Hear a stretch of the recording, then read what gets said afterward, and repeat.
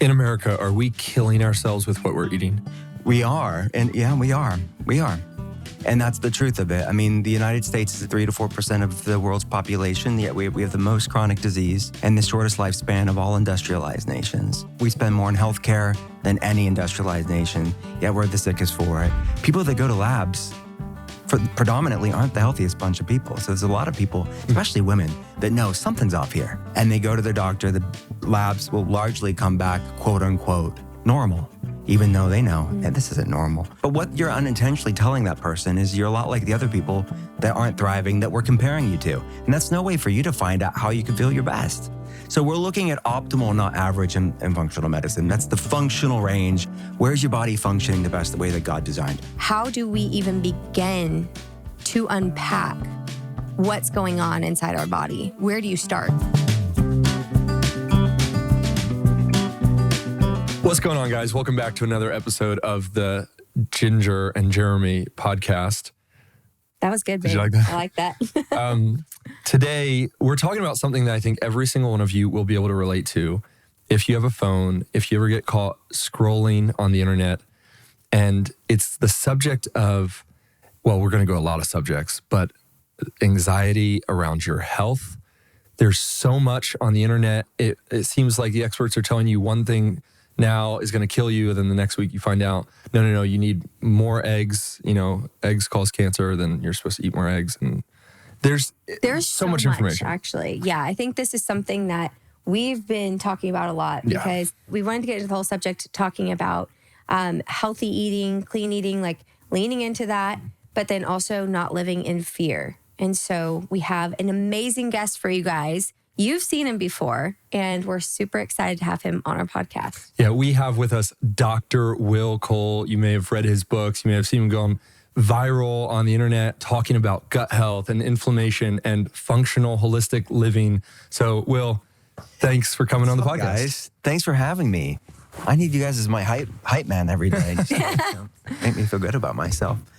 Thanks for having me. Yeah, we're glad you're here. And we've been following your stuff online, and it's cool that we got connected, especially because, and we've talked about this, Ginger and I have on the podcast before, trying to get our heads around what is healthy living. Mm-hmm. How do we lead a healthy lifestyle, especially with kids and with all the demands. But why don't we have you give us an introduction to who you are, what you're doing, what kind of medicine you're practicing for our audience who might not know you.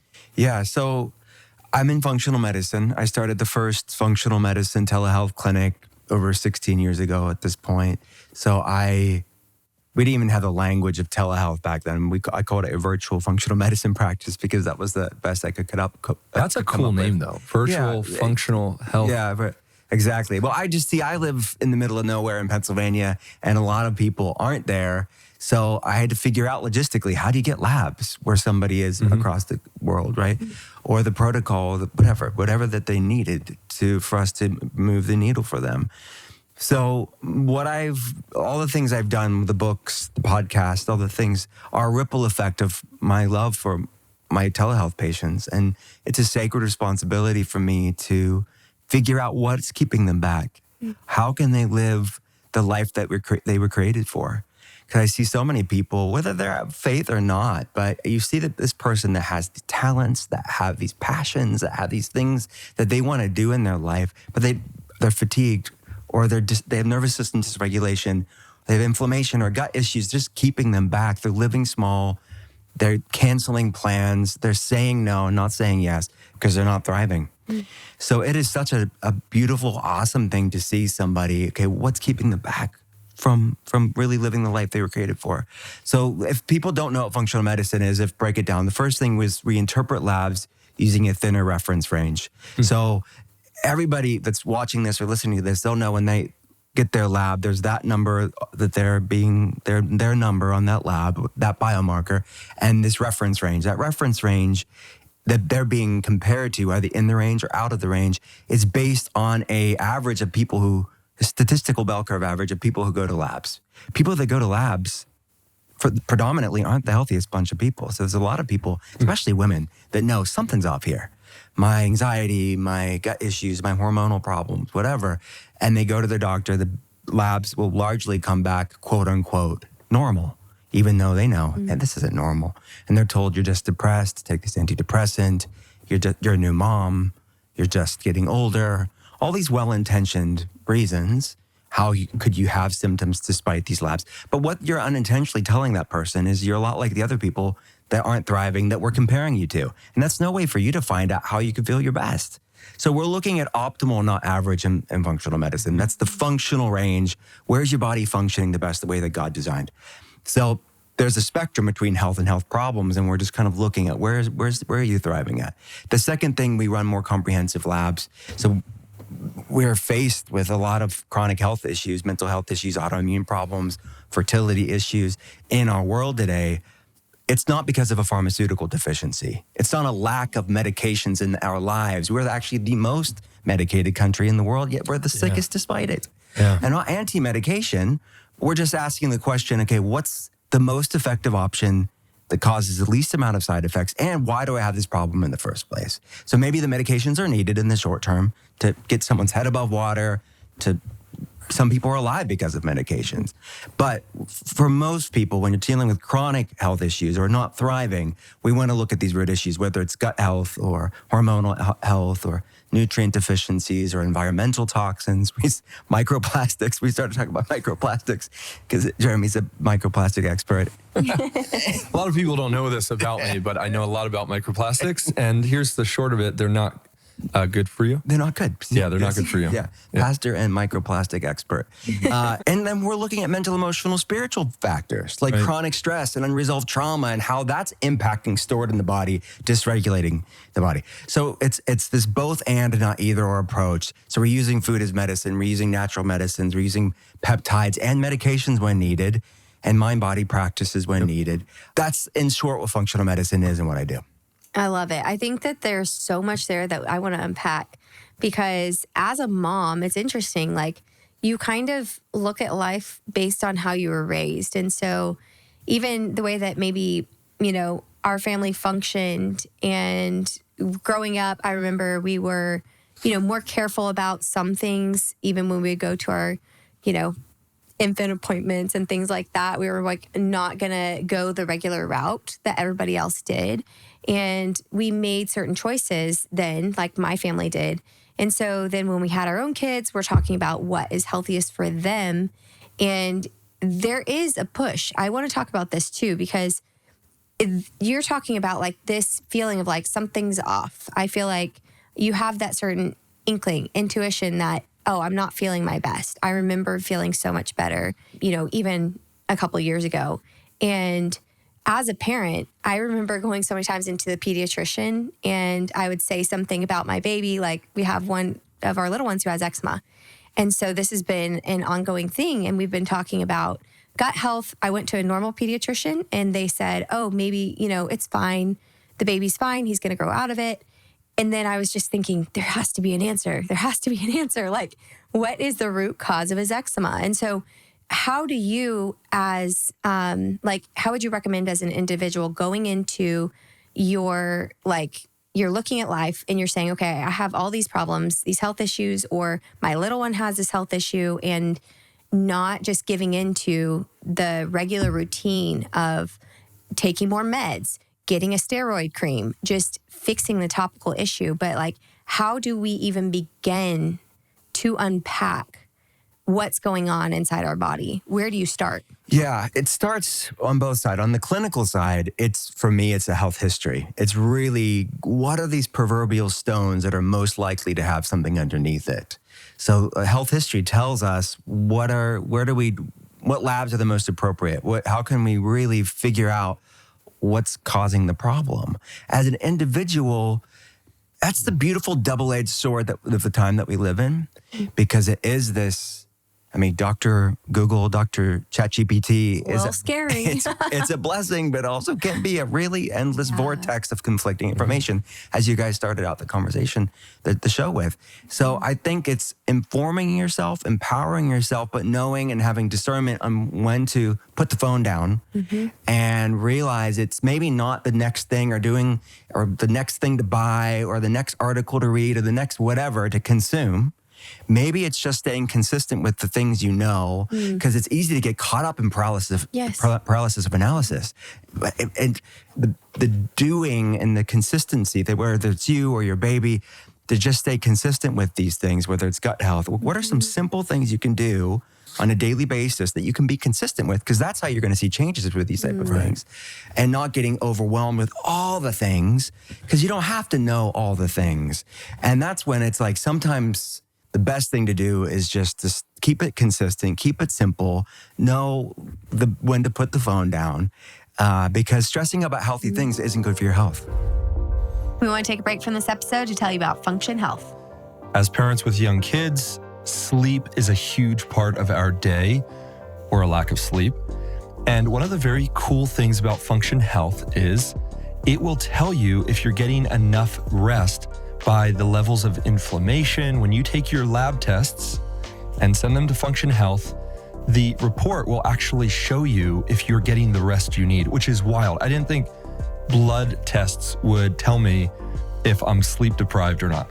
Yeah, it gives you all those results to know like exactly what's happening in your body, so you can pinpoint what you need to work on and you can boost the things that are missing. And it's just a great way to be proactive about your health. Yeah, and through Function Health, you can really start to understand what is happening in your body. It's a comprehensive look at your health. So here's our call to action. Start by understanding what's happening beneath the surface. Own your health for, get this, it's only $365 a year, which is $1 a day. For you to understand your health, that's very cheap. Over the last few years, Function started at like $600, and they've been dropping the price, making it more accessible for so many more people. That's $1 a day. Learn more. Join Function using our link. Visit functionhealth.com/ginger and use code GINGER25 for $25 credit toward your membership. Have you experienced hair thinning or hair shedding or just hair issues? Nutrafol is your answer. So many people who've taken Nutrafol have seen improved hair growth, decreased shedding, visible thickness while taking it. This really could be the solution that you're looking for when it comes to the hair issues. Oh yeah, and for the ladies out there, I mean, I'm postpartum right now, and Nutrafol has been a big game changer. It's awesome, especially like when your hair is shedding a lot postpartum, just to support the healthy regrowth of your hair. Yeah, typically guys think it's a them only issue, and believe me, I understand. I've got those issues, but for the ladies too, Nutrafol is a great solution. So here's what you want to do. Nutrafol is the #1 dermatologist recommended hair growth supplement brand, and it's the #1 hair growth supplement brand personally used by dermatologists. So let your hair become one less thing taking up space in your head. Oh, I like that. That's a good call to action. And see thicker, stronger, faster growing hair with less shedding in just 3 to 6 months with Nutrafol. For a limited time, Nutrafol is offering our listeners $10 off your first month's subscription and free shipping when you visit Nutrafol.com and enter code J&J. That's Nutrafol.com, spelled Nutrafol.com, promo code J&J. Now back to the episode.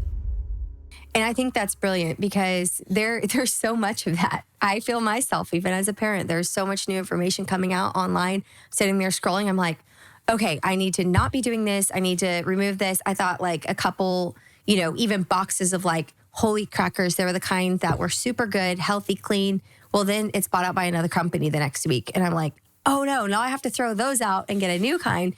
And it's just constant. But I think I want you to talk to that. Like, how do we not live in fear, but take those baby steps to move forward?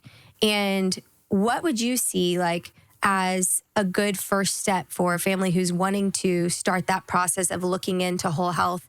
What things are most important to clear out of your house? What would you say are like the top couple things that you recommend? I love that. So first thing I would say, you have to be educated and empowered, but we all have our own different bio-individuality is a big part of functional medicine. We're all created differently. That's bio-individuality on a body level, like our gut microbiome, our genetics, our hormones, nutrient deficiencies, environmental things that we're exposed to, stress and trauma, all different. And that's where health history, we can kind of understand that. But it's also bio-individual ability to receive information. Because you have some personalities, like the biohacker stereotype, they can watch all the podcasts. They can read all the books. It doesn't stress them out. It doesn't cause them anxiety. But then some people, it really does create a lot of stress and anxiety. So back to that discernment part of just knowing when to, like, less is more.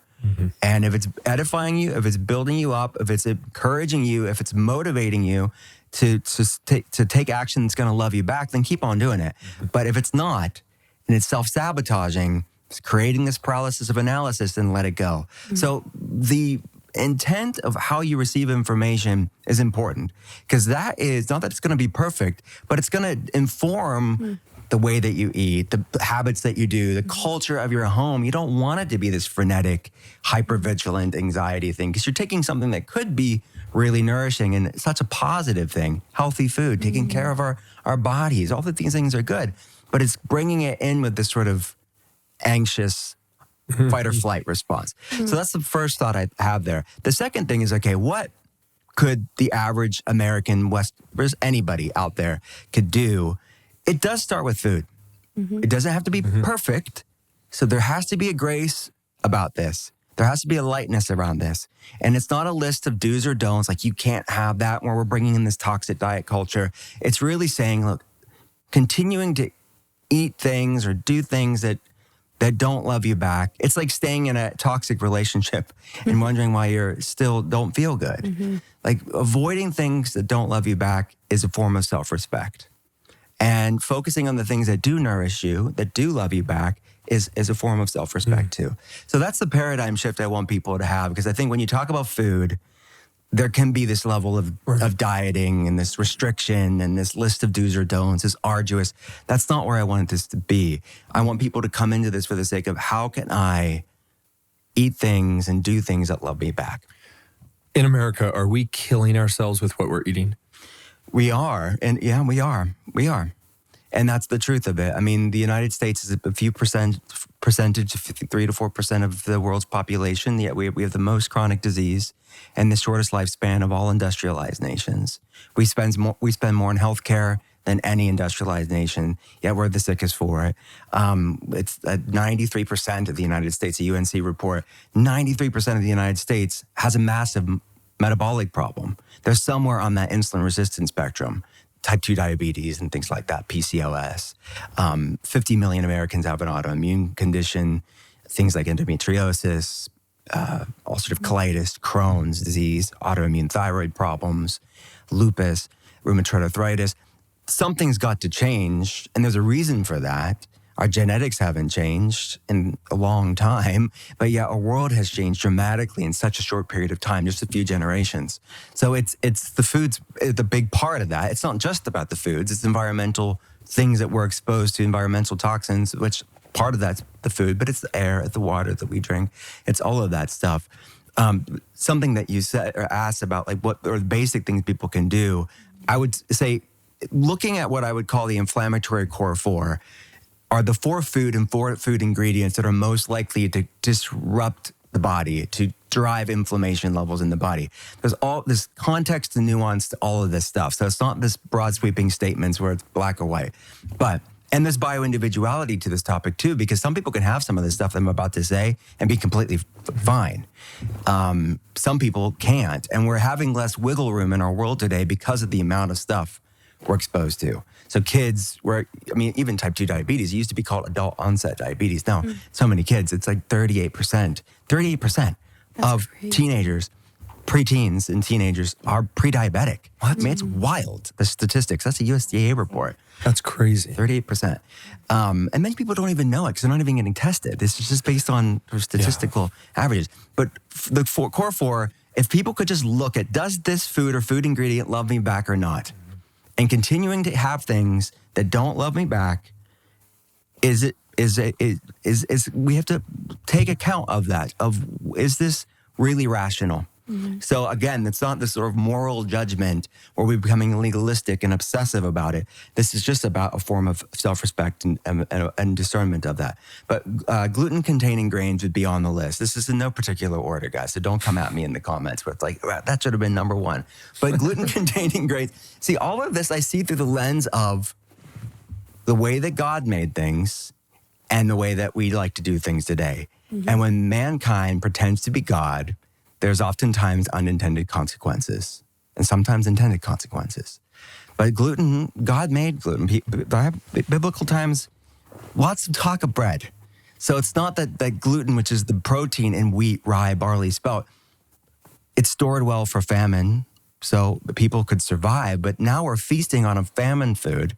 And then what we've done to it, we've hybridized it, we've bleached it, we've sprayed it with herbicides and pesticides. It's not soaked or sprouted or fermented, or it is a shell of what it once was. So it's this what they call an epigenetic genetic mismatch. That our world has changed so much. Yeah, our microbiome, our gut health, our body hasn't changed. So I would look at gluten containing grains, wheat, rye, barley, spelt. It can really impact the gut and drive inflammation in many people. Some people can have these better for you versions of it. If it's like a soaked, sprouted, sourdough bread, maybe it's fine for some people, but some people still have a problem with that. We want to take a break from this episode to tell you about Cove. I don't think there's many things more important than security for your family. And a lot of us maybe haven't thought about home security. Cove Smart makes it easy. It's secure security. It's accessible, meaning you can access the cameras in your home, the alarm system from your phone, no matter where you are. Cove Smart makes home security very simple. Oh yeah, I remember once being at home and our neighbor's house got broken into next door, and it freaked me out. And after that, we got a home security system immediately because it matters. And I wish that was years ago. I wish we had known about Cove Smart because the installation for that was expensive. It was tedious. This makes it so easy. Go to Cove Smart and check out all the needs you have for your home. They walk you through it. It's less than $1 a day. The convenience of it is phenomenal. So make protecting your home a top priority. Go to covesmart.com/ginger or use code JINGER, Ginger, at checkout for up to 60% off your first order. And if you get a survey, please tell them that we sent you from the podcast. We want to take a break from this episode to tell you about Pocket Hose. Okay, I'm at the stage in life where I'm excited about this brand partnership because this is the world's #1 expanding garden hose. Incredible. All my homeowners out there can give a little round of applause. Oh, yes. Hoses are the worst. We've got like 3 or 4 spigots. Around the house, spigots. And the hoses get kinked up, they break, they're sitting out in the sun. This pocket hose is remarkable. It expands as the water comes in. It is durable. Listen to this. The pocket hose ballistic is reinforced with liquid crystal polymer used in bulletproof vests, making the anti-burst sleeve practically bulletproof. And that liquid crystal polymer fiber is actually 5 times stronger than steel. This thing is a real deal. It is. I think it's actually going to be your new best friend. Yeah. Hey, Homeowner Central, if you own a home or if you just care about gardening, you need to get the Pocket Hose Ballistic. Okay, and so now for a limited time, when you purchase a new Pocket Hose Ballistic, you'll get a free 360-degree rotating pocket pivot and a free thumb drive nozzle. Just text JJ to 64,000. That's cool. Just text JJ to 64,000 for your 2 free gifts with purchase. Text JJ to 64,000. Message and data rates may apply. Now back to the episode. The second thing would be industrial seed oils, which is a little bit more controversial, but things like canola oil, vegetable oil, soybean oil, it's in a lot of ultra-processed foods. So is it the oil or is it the consumption of ultra-processed foods? I think it's a bit of both. It's these oils are high in omega-6s, which are pro-inflammatory. So we want to do things that lower inflammation. We don't have enough long-chain omega-3s from things like fish, and we're over-consuming these omega-6. So those polyunsaturated fatty acid ratios are important for inflammation. So looking at that, seed oils. Third would be conventional dairy. Again, in old ancient times, it was fine, but we've crossbred cows. Most cows are beta A1 casein, which is the dairy protein. And that's why you see a lot of A2 milks and A2 dairies cropping up, because it's the OG casein. It's what God made. But we've done a lot in modern farming over the generations, and it's our body. It's a mismatch. Mm-hmm. Our body's like, what the heck is this? And then fourth would be added sugar, which most people know that. But even the nicer sounding euphemisms for sugar, like look at the grams of added sugar you're consuming. People, especially parents, would be shocked if they become label literate on the labels. So I would say simple things would be just to decrease those and not just focusing on things you can't have, but focusing on nutrient-dense foods that love you back. Okay, I've got a couple questions, but can you summarize that in like 30 seconds? Those four warnings. Just what do we need to stay away from? So, or find better versions of it. So gluten-containing grains, find better versions of it or just go off of it. Number 2 would be industrial seed oils, better versions or go off of it. Dairy would be better versions or go off of it. And I would say for most people, better versions is the answer there. You don't have to go off of it. And then fourth would be added sugar, not in its whole food form. Like fruit, it's wonderful. No one's become diabetic from fruit. Now we've done a lot to the fruit as well to increase the sugar. So if people decrease that, the world would be a healthier place. So am I doing this right, Will, where I look at a can of kombucha or coconut water and I turn it around and it says 16 grams of sugar or 32 grams of sugar? I just don't touch it. Yeah. Is that realistic or am I being too harsh on the sugar? That's a good rule of thumb. And look, with things like kombucha, these fermented foods, like the kefirs, or the kefirs, the kombuchas, they need sugar for the bacteria to consume it. So the tartar, the better would be my rule of thumb for something like kombucha or any fermented drink, because that's going to be, those bacteria are going to eat that sugar and it's going to be more tart. It's going to be more sour. It's going to be this sort of fermented drink that you're going to want. So yeah, that's a lot of added sugar. And a lot of times these kombucha, kefir companies, they will add extra sugar on top of the fermentation because people like sweet stuff and it sells better. But yeah, we need to become label literate with with ingredients as a whole, but specifically added sugar is a major one, especially for parents, but for all of us. Yeah. That's so helpful. Yeah, I have another question for you because you touched on this just for a minute ago, and you were talking about how we can often just want this, you don't stick with something long enough to figure out if it's working. That's been the case even for me with one of my little ones who was upset when I even had dairy and I was nursing. And the pediatrician, I went to a holistic pediatrician and they told me, you need to actually be off of it for a longer period of time to see any effect. And I think, I kind of want to hear your thoughts on that because I think we live in such a world where it's like really easy for us to just want a fix. So they're like, take an antibiotic right now. And like one of my kids had an ear infection. And so I texted my friend who's into all the holistic stuff. And I was like, what do I do? Because I was not wanting to have to do an antibiotic. And she was like, oh yeah, these ear drops. Well, they worked like a charm. It was amazing. And we have been fine since then. And so I want to ask you about that though. Like, what do you see is that problem? Like there's a disconnect. We want this, immediate gratification.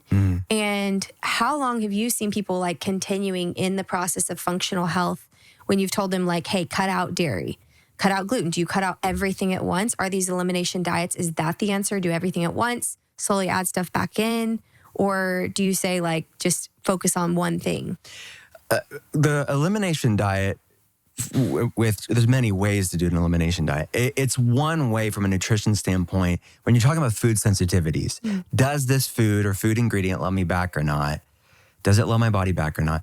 That is a gold standard way still in nutrition to do it. But you're right. A few days isn't going to be good enough to kind of calm things down. But the reintroduction is just as important as the elimination because you want to see, does it love me back or doesn't it? So at the very least, and I wrote a book a few years ago called The Inflammation Spectrum that kind of walks through this. They can kind of, I adapted that book. I adapted a quiz that I adapted from questions that I asked telehealth patients on an initial consult. So they can kind of learn, okay, how's my body working and what systems should I focus on? So at the very least 4 weeks would be an elimination diet. And kids are so resilient generally, right? So they can generally do less to then work on reintroduction. So I'd say 4 weeks is a good place to start for most people, especially kids, but it certainly can be longer. What I mean by that is at least 4 weeks of removing these things, and I would remove them all at the same time, and then reintroduce them one at a time. Space them out. You're mitigating variables as much as you can to be your own N of one experiment. Like, does this thing love me back or not? But yeah, consistency is key. And you're right, our culture is this quick fix, Amazon Prime culture where it's mass consumption, consumerism. But it's not only just quick fix, it's also what's getting us into the problem, because we just need a quick meal. Mel Gibson has been spending time in Italy, and I saw a video of him talking about the food there. And he said, man, I eat pasta all day and I'm not tired, I'm not bloated, I'm not gaining weight. The ingredients are more pure. And I think, would you say it's like the economy is driving companies to produce more food faster, quicker, easier access for cheaper? That's kind of burrowing us into this hole of like, I just need a meal. I'm not really thinking about what's in it. I just need to eat. I'm on the go. Our whole culture is kind of like that. We have allowed largely multinational corporations, is really what it comes down to basically call the shots. I mean, they want as much freedom to mass produce these things as possible, whereas other countries have pushed back on things. And I'm conflicted on this, right? Because I'm all for personal responsibility. Like, the libertarian in me is like, well, I don't want to police everybody's personal decisions. Right. But there's a certain point as a parent, as an average person, if you're not into health, it's like, how are you supposed to know what's right? Or it's not transparent on the label. Like, this has glyphosate and it's may cause problems for you. So I do think we need to have common sense transparency, common sense regulations around these things, which it's coming up to right now on the sort of legal shields around glyphosate, which is the herbicide that's in Roundup, but it's in a lot of our seeds. It's in a lot of our soil. It's in our system already. It's in the water consuming. I run environmental toxin tests. It is shocking to me how many people have trace amounts to higher levels of herbicides and pesticides and microplastics and forever chemicals coming out of their body. And these things are linked to fertility issues and autoimmune problems and digestive problems and hormonal problems. So yeah, it is. I forget your question. Yeah. So why is it? It is the fact that it's within our food system, and other countries have said, hey, no, we're not going to have these things in such high amounts. Now, sadly, it's changing. Like, these sort of cultures that have historically not had these environmental toxins in there have gone the way of the United States over time. So that's becoming less and less of a stark difference, but still it's happening. I have many telehealth patients that go on vacation are fine in other parts of the world because it's just not as rampant there. It's not one thing. I'm not saying it's just environmental toxins. We're also less stressed on vacation. So it could be that. Are you walking more? I think it's multifactorial, but it's all of these things need to be looked at. Can I ask, and maybe this is overly simplistic, maybe this is part of the problem of the internet, right? Of trying to overly simplify things or paint with a broad brush. But what are some trusted places people can buy food and not feel like they've got to read every label of everything? Because every shopping trip can't be 4 hours long. Like, are there places where you go, run to Whole Foods and stay away from this store? Like, can it be that simple or no? I think there's not one store per se, but I would say the Environmental Working Group, the EWG, is a good resource for produce, which I'm sure you've saw. Every year they update the Clean 15 and the Dirty Dozen list, which are the produce that are most likely to have pesticides. It's the Dirty Dozen. So go for organic or wash it really well for that. And the Clean 15, you can buy conventional and not go organic and maybe save some money from a budget standpoint. There's conflict. Something like Whole Foods is bought out by Amazon. They've compromised in some ways. So it depends on how specific you want to be. We shop at Whole Foods and we have that label literacy, but we're more pragmatic and we're not as strict. Everything has to be as, this maniacal energy, which again, that stress around healthy foods isn't good for our health either. So you do have to do the best you can with what's within your budget and give the rest to God, because stressing about this stuff isn't good. Yeah. So Whole Foods is decent, better than the average.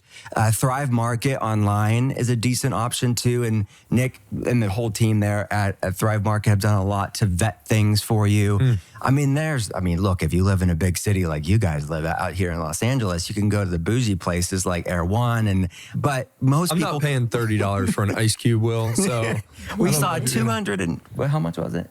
200. 100. he's pointing to his wife. Yeah, Amber is off camera. My wife is off camera. Over $100 for strawberries. I mean, but it's like these rare Japanese strawberries. Who the heck buys those type of strawberries? I don't. But look, if you have the budget and you want to shop at those really fancy places, you can. It's not realistic for most Americans. But you can go to Aldi, you can go to Costco, you can go to even Walmart and really there's so many options there. Some of the biggest sources of organic produce are Walmart and Aldi. So that's where where I'm from a small town, we would shop at, and you can do just fine. I thought Trader Joe's was the spot. It seems so organic. Joe's a trader. You walk in, there's flowers, and they have these like $5 meals, like rice and chicken. You heat it up. And half of them have seed oils in No, but them. I thought we were doing so good. And then, of course, we watched an Instagram reel, and it's like, Trader Joe's is the most unhealthy place. And I was like, you got to be kidding me. I wouldn't call it the most unhealthy, but you're right. They're good for branding. That's why you have to look past the branding. It's tough, Will. It's tough to look past the branding. Because the branding can be good, and it looks crunchy. It's Trader Joe's. Yeah. It's Not. but yeah, they have good stuff there. You just have to have, again, clarity on become label literate. Yeah. Just because it's at Trader Joe's doesn't mean it's automatically healthy. Just because it's at Whole Foods doesn't mean it's automatically healthy. So you want to just be savvy from a consumer standpoint. But I have many friends, people we go to church with, that shop exclusively at Aldi and Costco and eat just fine. So you don't have to be wealthy to be healthy. And I do have a couple questions about that because our kiddos, we've had a couple different kinds of kids. Some come out and they only want veggies. Some gravitate towards, I want to just eat fruit all the time. And it's harder because we're like, no, you're going to eat what you're served. So we're all eating together, especially for dinner. Sometimes breakfast and lunch is hit or miss with who's eating when. But is that something you see that's kind of lost, is the culture of like eating together and teaching kids what to eat by eating family meals? 100%. I mean, I think that's that culture. And as a dad of two kids and as teenagers, and this is what I do for a living, it's like, I wish I could have done a lot differently. So as a parent, it's easy to beat yourself up. And I want people to give themselves grace around this because people live busy lives, but you have to be intentional. If I could go back and do it again, I would be more intentional with that because it does. And it's like the cliche, the days are long, but the years are short, and we're just doing the best we can as parents. But the best of your ability to be intentional with sitting around and educating, not just for dinner time or meal time, but in the kitchen and food prep. I saw one telehealth patient years ago, and I still remember it. He thought that French fries came from McDonald's, not potatoes. He had no idea it was a whole food at one point. He thought it was just came up as fries, like it was some man-made thing. Amazing. That's really funny. It's a little sad. But we don't know where our food comes from. Yeah. So like garden and take them to the grocery store, get them in the kitchen, get them involved. Doc, is it frustrating for you? Can I call you Doc? Oh, He's waiting for that moment. So Doc, nicknames. so this is, okay, try to follow me here. I don't want to get too theological on this puppy, but one of my favorite preachers, Dr. Martin Lloyd-Jones, he was at the turn of the century in England, in Welsh, but went to England, studied at Bart's. I did on the phone. Yes. And what he realized was he was dealing with maladies in people's bodies that were caused by their souls. Like it was like decisions in life. And so he was trying to prescribe them medicines and trying to get them healthy and realizing they need a heart change. Not like a heart transplant, like a physical one. They need to change their life. And he became a preacher. So because he said the root issue is the gospel. Has it been frustrating for you at times where you have thousands of patients and they're coming to you for help and you're seeing the root issue here in your life is so much deeper than shopping at Erewhon, Whole Foods, or Trader Joe's? Like, and then how have you addressed that as a doctor? Because, like you said, the issue with our healthcare system is here's a pill. But you're getting deeper and you're leading the way. I mean, you're the OG of functional health, leading the way in holistic life transformation. Mm-hmm. How do you help a person see that I can't just slap a Band-Aid on this problem? Yeah, I'm glad you asked that. I'm glad we're going there. We start every morning, every day for the past 16 years, we start our day off going over the patient cases for the day, just logistically if the labs are coming in and the team's on the same page. So that's important. So we're not like, we're all united as a team. But then we pray over the schedule. And we know that these people are coming to us for oftentimes pretty heavy things, even if they don't know it, but oftentimes they know it. And we want to be of service for them. And we know this is a spiritual thing for people, whether they realize it or not. Mm-hmm. There's a spiritual component. If not, it's the entire component. Because actually, people's worthiness informs the foods that they eat. If they know who they are, if they know whose they are, it informs a lot of things about their life. So it's a massive part of it. We have every telehealth patient, when an initial intake, fill out what's called an ACE score. It stands for Adverse Childhood Experiences or Events. And it's looking at very heavy things like physical abuse growing up, sexual abuse growing up, neglect growing up, substance abuse in the home growing up. An ACE score of 4 has about 15 times the chance of being diagnosed with an autoimmune problem, hormonal problem, metabolic issue, obviously mental health issue. So an ACE, to get 4 is not that much. And that's just childhood, let alone what they went through in their relationships as an adult or whatever seasons of life they were going through. So these are hard, complex, not easy conversations to have. But it's just part of I've been doing it for so long, we just need to go there. And it, honestly, before we even implement protocols, oftentimes there's crying on that initial telehealth consult because it is this kind of cathartic release they didn't even know, of connecting the dots of, oh, when I went through that in my life, that's when these symptoms started happening right after that. Mm-hmm. And they didn't really realize it until we started having this bigger conversation around it. So it absolutely, we have to look, you can, like you said, eat the best foods under the sun. But what are we feeding our head and our heart on a daily basis? That's a lot more nebulous and nonlinear and complex. But we need to know. We need to have clarity on this, because what we're consuming on social media, or is it ruminating thoughts from our past that's living in our body that's dysregulating our health? But it's more prescriptive and linear for me to say, don't eat these foods, take these supplements, do these peptides. It's more straightforward. It's a lot more complex to say, and impossible to say, don't have that trauma, just stop it. Mm-hmm. Don't have that stress. Then they stress about not stressing. It's but these are big things that we need to implement. So look, it could be as simple as asking the person on that telehealth consult, say, can we pray for you? Can we pray together? And we'll do that if they're open to it. Or it could be, or it's going to be, let's get into EMDR, like an eye movement type of therapy. Maybe it's a somatic practice. Maybe it's breath work. It's going to be something that is going to metabolize the stored trauma in the body, just like you would help support detox pathways for an environmental toxin. So a both and not either or approach is how we will heal as a culture, and not separating spiritual health from physical health. Spiritual health is physical health. It's one and the same because we're all one being, and one informs the other. A question I had about blood work, because you begin with blood work. That's the ground floor, right? Mm-hmm.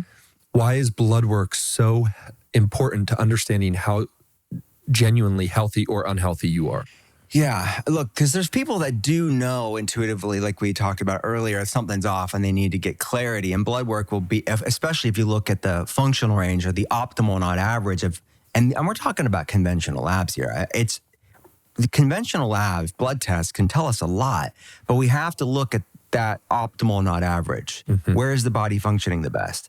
So that's going to be that tighter interval within that larger reference range. So that tells us a lot of where the body's at. And it's not just the interpretation of the labs, but it's running comprehensive enough biomarkers, not being excessive, but being comprehensive with looking at the appropriate biomarkers. So a health history would inform what biomarkers would be the most appropriate for the person, but it's hugely insightful. But then you look, especially and this is a lot of actually guys, especially as we all age, I think it's statistic are like the majority of guys that have cardiovascular issues, their first symptom, quote unquote, is death, which is like my dad was one of them. I mean, was quote unquote fine. You hear so many people talk about their dads like this, or someone they knew. He was fine. He was the picture of health. And then he dropped over dead. Well, was he really the picture of health?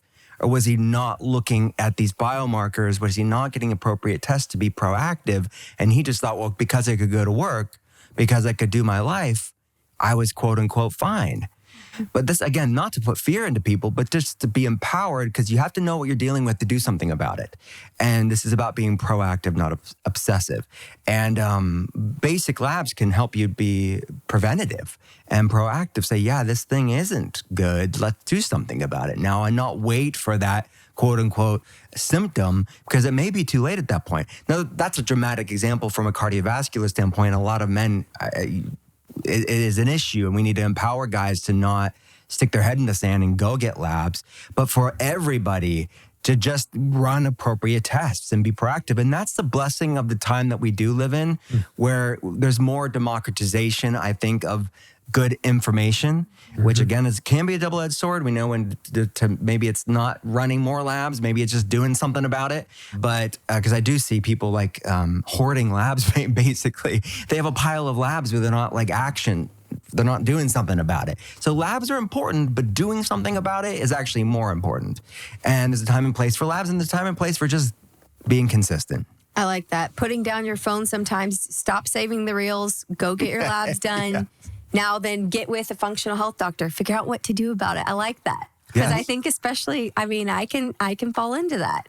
Save all the reels. I probably have 300 of your reels saved, waiting to act on something. So how do they act on it? What do they do? If you're looking at our listeners right now and saying, they've heard what you're saying, it resonates with them, what do they do? Well, they could reach out to us. I mean, we help people all around the world. They can go to drwillcole.com. There's lots of free resources. And that's the thing, too. It's like, we're there for them if they want labs. We're there for them if they want that clinical expertise. But actually, most of the stuff I put out in the world is free or low cost. So they can actually just do it on their own. And that's the blessing with things like books, podcasts, or articles, where it's like, I hear people, we just came back from a Disney cruise. I need to get you guys on the Disney cruise tip. I saw you guys went to Disneyland recently. Yeah, right? we did. Okay. It was so fun. Okay, we need to share notes. I got to hear all about it. Okay. But came back, and this lady came up to me on the ship. She said, I was going to bring one of your books with me on the ship, but she said, it's a Disney cruise and I have 4 kids. And she's like, when is a mom going to read on a Disney cruise? So she's like, I didn't bring it, but I'm kicking myself because I wanted you to sign it. She said, but I listened to one of your podcast episodes about benzos, antidepressants, and weaning off and working with her doctor to wean off and the side effects of these medications. And she said it transformed her life. As a clinician first, it's still weird for me because with my patients, I know them. I care for them. I see their labs. I'm like part of the conversation and the process. It's a different phenomenon for me to just have a conversation like we're having right now, and for somebody to do it on their own, which that's what I actually really like, because it kind of removes any sort of excuse aspect of it. It's like, well, I can't afford the labs. I can't afford to eat better. I can't afford the doctor. Okay, there's a lot of pretty simple, low cost or free things that people can do to start empower themselves. So I would say even just lean into I've written articles for the past 16 years. There's like thousands of articles I've written. Just do something, like learn, it's like a Maya Angelou quote, like, when you know better, you do better. So now people are going to hear this and not be able to go back to like a different way. At least I hope to, that when they know better, they can do better. I like that. That's so helpful.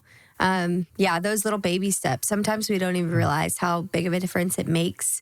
And even in our house, I feel like for so long, I would buy scented stuff like candles and all that. And even if we're gifted a candle now, tell my friends I'm sorry. But I have a hard time hanging on to those. And so I'm like, oh no, what do I do? Because I'm torn. There's so much out there. There's so much that you're given, like cleaning products. We've switched to all healthier things. So we're taking all these baby steps, and it feels insignificant sometimes because you don't know what the initial repercussion is going to be of that. If I keep those chemicals in my house, you don't see the effects immediately always. But then making those little steps, I think what you're saying, just do something, that's helpful because often we get overwhelmed by the amount of things that we should do and we can do. So I love your advice. I think that's so practical. Yeah, absolutely. I want everybody to just start small, be consistent with the small thing. If something's causing you too much anxiety and dread, then just scale back and be consistent with where you're at. And then as you feel better or as you become more confident in whether it starting with food or starting with swapping your cleaning products, then it'll be like second nature and intuitive, and then you can move on to something else. People need to lean in, but taking it slow is actually the smart way to do it versus feel like I have to overhaul everything in my life overnight.